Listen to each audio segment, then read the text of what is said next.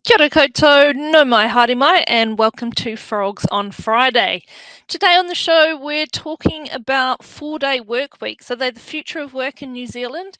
We're joined by people-to-people HR solutions talent acquisition specialist Esha Nischol to discuss the growing pressure from job seekers for 4-day work weeks and whether this trend is all it's cracked up to be. Also on today's show, we'll talk about dry promotions, what they are, and the consequences of those. We'll go through some of the hot jobs across New Zealand, as well as working holiday opportunities across Australia and the UK. And we'll finish off with our social media insights, looking at polls. Last week we looked at hybrid work and what makes that appealing. So let's start off with Mahi Media.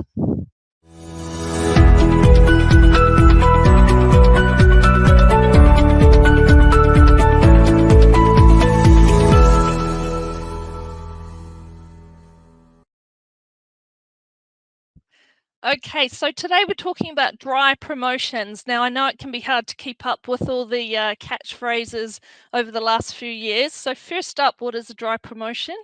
So that's when you get new responsibilities. You might have a different title, but it's not really a promotion without the pay rise. So you're doing more stuff, but not getting the pay in return. And it seems like this is quite common this year. So 43% said either they themselves had a dry promotion this year or a colleague. Now, of course, there's some, as you can imagine, there can be some negative consequences of this situation. So things like feelings of resentment, demotivation, and of course, a risk of turnover. So why would you accept a dry promotion? Well, I guess a lot of it has to do with the market this year. So one of the key reasons is around job stability. So obviously it's a tough job market out there at the moment. So people might be more willing to take on an extra load in order to secure their own job and career opportunities. And that's another factor that comes into it. So things like training and development and longer term career opportunities are some of the most important things to employees this year, even surpassing work-life balance and flexible working. So 42% of employees said that skills development would make a dry promotion worthwhile. And another big chunk of people, 26%, said that they'd be happy as long as they saw that it was a pathway to a pay rise, so they'd get there eventually. So I guess it's seeing it as that long-term investment in their career, and with the hope that the financial reward will eventually follow. A little bit of advice to employers, though. You definitely don't want to take advantage of this situation, and you've got to be transparent around what the situation is and when the employees can expect to receive those rewards. So, make the emphasis that you're focusing on their worth and why you've identified them for further career development, but also be clear around what other things you may be able to offer if a pay rise isn't on the cards at the time. And also when that situation may change. So as always, treat your people well, because although it's an employer's market right now, we know how quickly this can change. Okay, let's take a look at the jobs on offer this week.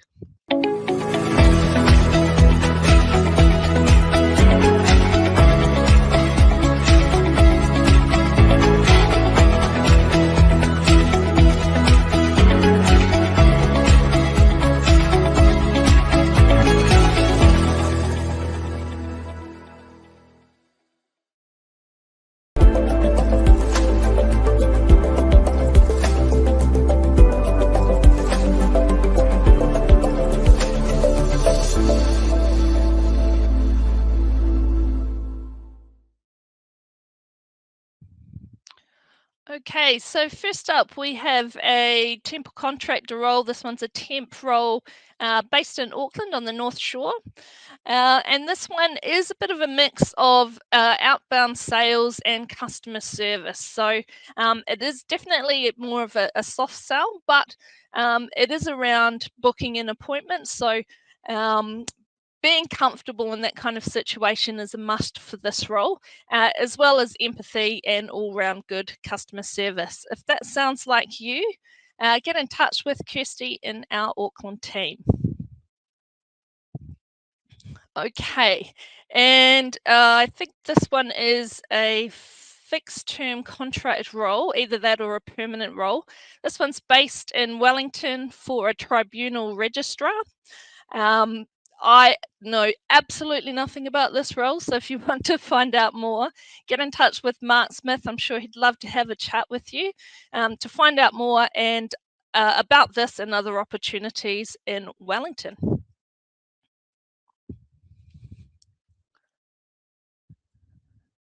Okay, and now let's look at the opportunities overseas, both in Australia and the UK, particularly for working holidays. So we have in Brisbane an accounts officer, New South Wales, it looks like it's all accounting this week. So payroll officer in Sydney, that one looks like a permanent position. And for the UK, a customer service manager as well. As always, that's just a sample of the roles that we have available across our many branches in Australia and the UK. So make sure you get in touch with the team there or let us know and we'll point you in the right direction.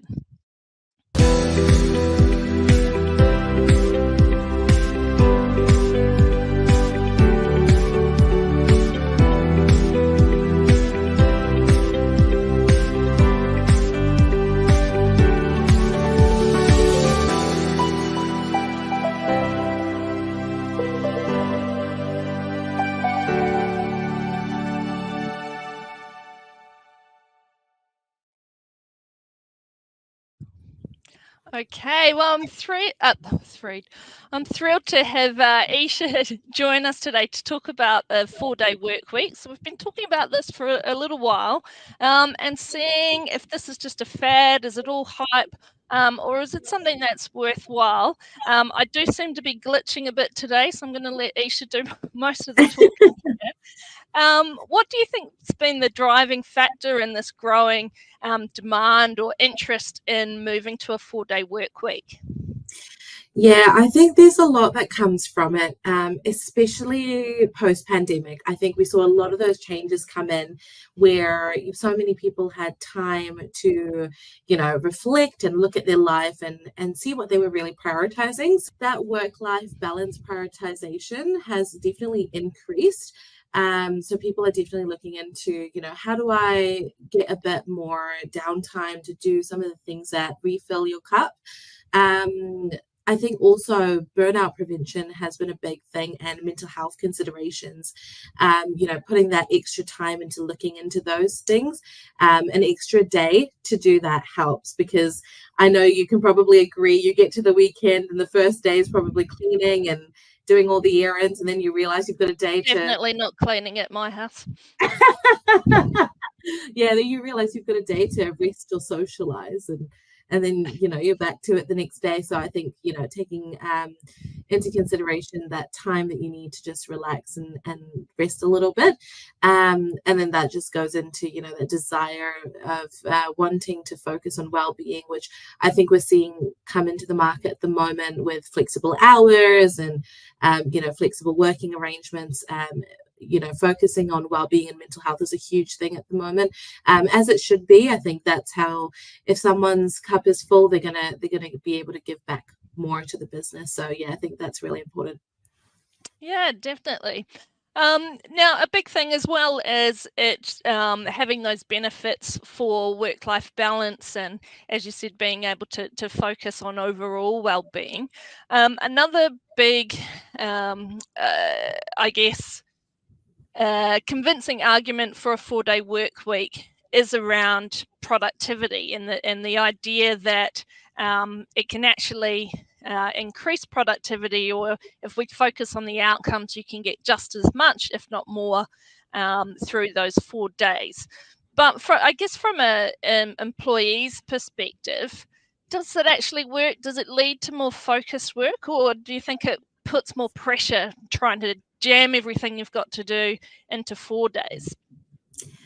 I think it depends. There's lots of, I think, sectors and organizations where it probably wouldn't work because you've just got things set out a certain way and deadlines and things. I think for maybe roles like us where, you know, our role is quite varied and it's very prioritization heavy, I think you can definitely get in more focus in fewer hours, especially with roles as well that do sometimes come outside of the office. So roles where, you know, if you got a text and you're out, you'd probably reply, or you'd, you know, look into that.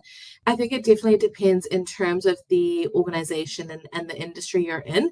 But I think also when an employee feels like they're being given, you know, a very beautiful privilege this would be to be given a 4-day work week, I think they, you know, get that buy-in. You get that buy-in from someone and they want to give back and make sure they do the best job for you in that time. So yeah, I think it just depends on the organization and industry. For a lot of the corporate roles, it probably would work quite well. You could, you know, shorten some of those meetings down, get the action points together quicker, and get some things across the line a lot quicker. I know some things, you know, sometimes take way too long and you're waiting and you're sitting there waiting. So yeah, I think it could help a lot of industries. Okay, excellent. Now you might not know this, but what are some of the hidden benefits, or on the flip side, potential disadvantages of a 4-day work week that maybe people haven't thought of? So, you know, on the face of it, they might go, "Oh, this sounds great, working 4 days instead of 5." But what are the things that you need to consider, especially over the long term? Yeah, so I think, you know, the disadvantages would work around that. Although you're getting that extra day to relax, you now have to fit those 5 days worth of work into the 4 days. So that compressed workload can lead to more stress, can be slightly harder for client-facing roles where, you know, your client has a certain schedule and you don't actually work one of the days. So how do you make it work? And I think, you know, long term, it might, when implementing it, you might have great long term outcomes, but the short term adjustment could probably be very difficult, because if you're used to working a 5-day week and that's what you've done for, you know, as long as you've been around, changing all of that into 4 days, there's a lot more in it that you realize. It sounds very fun and easy to say 4-day work week, it's great, but there's a lot involved. It could be as little as a customer calling in wanting a query and wanting some help, and no one's there because no one's working that day. Yeah, absolutely. I think, and looking at that, you said, definitely sounds like something that'll be fun and easy. I'm probably the opposite, going, "God, I can't fit everything into 5 days, let alone trying to fit that into 4." So Yeah, I think, as always, it's not going to be for everyone, and you do need to plan it out, plan out a good plan of attack for that. Quick question: do you think the 4-day work week is a fad, or is it here to stay, or something that we'll see more of in the future? Oh, this is a difficult one. I'm not sure. We've heard some stories of a few organizations trying it and it not working, and then others have tried it and it's been absolutely amazing. I think my personal outlook on it, and this is just coming from me, so don't quote me on this, but I think it's slightly more important from my perspective, flexibility, than just having a 4-day work week. So I think you could definitely do a 4-day work week, but similar to what Shannon said, you know, sometimes you're that type of person that you need to figure out how to fit that 5 days into the 5 days. You need 6 days, you know, and some of the work we do when we're busy, that 5 days isn't enough. So I think it depends on a people to people basis, and I think it's better of an outcome if you work with your employees to see what works for them as maybe a group or a team or a division of the business, rather than just saying we're all going to do 4 days and then trying to implement that, because I don't think one size fits all. I think it'll have to definitely be tailored. I think you might be onto the money there. And nice work putting in a subtle plug for people to people in there as well in your answer. Yeah. Okay, we'll leave that there. Let's take a look. Thank you, Esha. Let's take a look at our social media polls.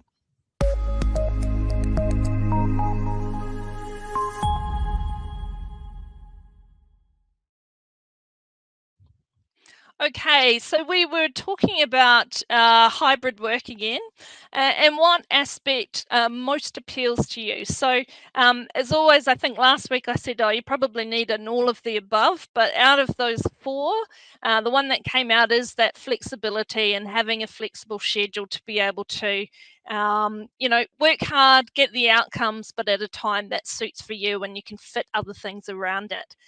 So great to see that there. Let's take a look at this week's question. So if you were promoted without a salary increase, remember that's our dry promotions, what would make that worthwhile to you? Again, we've got some options there, but we'd love to hear your comments as well. Okay, so that is it for today's show. Of course, we'll be back again next week. Enjoy the long weekend. Have a good rest, and we'll see you next week.